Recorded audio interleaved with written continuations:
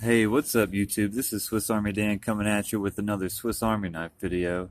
And today I wanted to talk about lightweight Swiss Army knives. I've started a new job where I can't wear jeans as much as I could at my old job. So I end up, reaching for a Swiss Army knife that's a little bit smaller than say like a farmer or a climber or something like I would usually carry.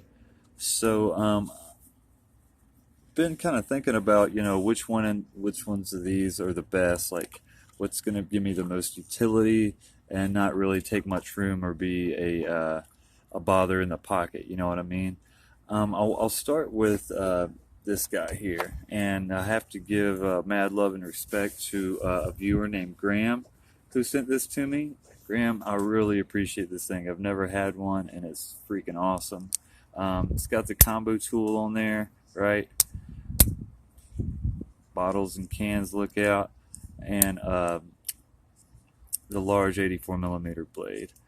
Um, so if you just need a knife in your pocket, and you might open up a bottle or a can or something while you're at work, I think this thing's great, and it disappears in the pocket really well.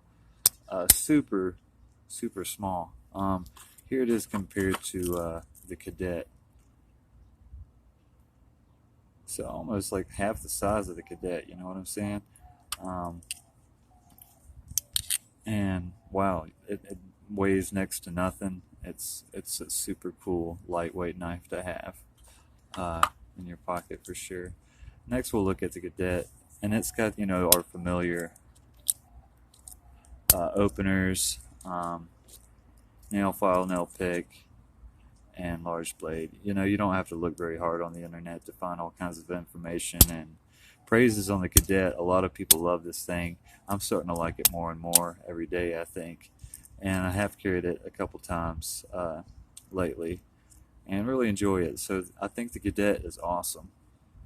Um, this thing, Graham actually sent me too. Really generous guy. I really appreciate these awesome knives, dude. This is a Pioneer Apprentice. It's just got a 93 millimeter blade and electrician's blade. I figured I'd include one of these 93 millimeter one layers because they disappear in the pocket pretty well too. Super thin. Here it is compared to an SI. So a few millimeters thicker with the SI, I think. And you definitely notice the difference in weight when you're carrying like a 2 layer 93 millimeter. So I think one layer is as much as you can go with 93 millimeter. I kind of wanted to cut off like what I considered a lightweight Swiss Army knife to be like 85 millimeters and 2 layers or less, which I think usually you're going to be right around like that 2 ounce mark, less than 60 grams with those. Um, Here's the last A-Locks here, and it's the smooth A-Locks, just 2 blades, and it's called the Secretary. And again, if you just need a little blade in your pocket for like, cutting up something for lunch or opening a box or whatever, this is cool. And you can kind of maybe use this one for those office tasks and save the other one for food prep, which is cool. Somebody already needed a knife at work, and I had the Cadet with me, hooked him up. Um, kind of in line with that Bantam is the Wader. And there's a Celador Bantam as well. So you'll get those toothpick and tweezers. But, why not carry the Wader and you get a back layer tool with a corkscrew instead of a Celador Bantam? You know what I mean? So I'm really glad I got this A-Locks Bantam. And if you like Celador Bantams, I don't mean anything bad about it. They're awesome too. The combo tool again. This one doesn't have the key ring. Some people do, and some people don't prefer the key ring. What do you guys think? How do you feel about the key ring? Next is this Viking, and it's 85 millimeter 2 layer. It's pretty much like the Victorinox Tourist or Spartan, but it is even a little bit thinner than an 84 millimeter Victorinox. This is a small tinker here on this side, but you see the thickness difference there. And you know, these fingers are so nice and rounded and smooth and stuff. I think this disappears in the pocket pretty well. You can keep your mini screwdriver back there if you want to, of course. Those little guys fit in fingers and Victorinox, both of them. I'll demonstrate that here real quick. I think it might be a little bit tight fit. Yeah, it's a little bit tight, but you can definitely use it here. The finger's got, you know, that bigger belly on the blade, which a lot of people prefer to. Not as thick. Not as thick. Here's an 84 millimeter Victorinox, and you see the difference there in the thickness of the blades, which is just something to be aware of, you know, maybe. But I think they're both, you know, not too far away from each other as far as utility. Next is this Commander, this knife series with these cool scales. And you know, it's got the standard finger openers and the nail file here instead of a small blade, which so it makes like this thing a lot like a Sportsman, right? You know, the Sportsman probably. Another thing to point out is just the difference in the awl on the Victorinox and Finger.